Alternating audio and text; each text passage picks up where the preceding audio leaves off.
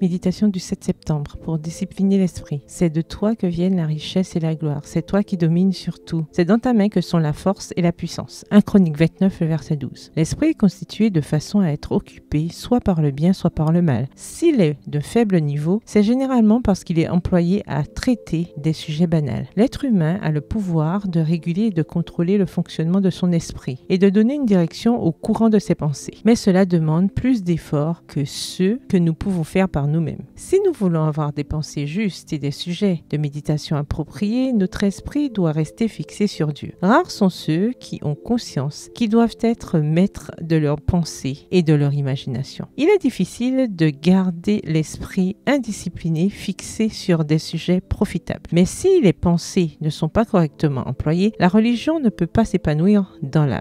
L'esprit doit être occupé par les choses sacrées et éternelles, sinon il s'attardera sur des pensées insignifiantes et superficielles. Les facultés intellectuelles et morales doivent être disciplinées. Elles se renforceront et progresseront par l'exercice. Pour bien comprendre cette question, nous devons nous rappeler que nos cœurs sont naturellement dépravés et que nous sommes incapables par nous-mêmes de suivre une bonne voie. Ce n'est que par la grâce de Dieu, combinée à nos efforts les plus sérieux, que nous pouvons remporter la victoire. Les facultés intellectuelles et le cœur doivent être consacrés au service de Dieu. Il a des droits sur tout ce qui nous concerne. Extrait tiré du livre Notre haute vocation, la lecture du 15 avril à la page 113. La recherche du plaisir, la frivolité et la dissipation mentale et morale inondent le monde de leurs mauvaises influences. Chaque chrétien devrait s'efforcer de repousser la marée du mal et de préserver nos jeunes des influences qui les entraîneraient vers la ruine. Que Dieu nous aide à avancer à contre-courant. Extrait du journal The Review and Herald du 4 janvier 1881. Sans la puissance de la grâce de Dieu et de son esprit, nous ne pouvons atteindre l'idéal élevé placé devant nous. Nous sommes appelés à acquérir un caractère d'une perfection divine et, alors que nous nous efforcerons de satisfaire aux exigences du ciel, nous serons stimulés. Notre esprit sera équilibré et l'inquiétude de notre âme s'évanouira dans le repos en Christ. Extrait du livre Pour mieux connaître Jésus-Christ, la lecture du 20 mars à la page 87. Bonne soirée, que l'Éternel vous bénisse.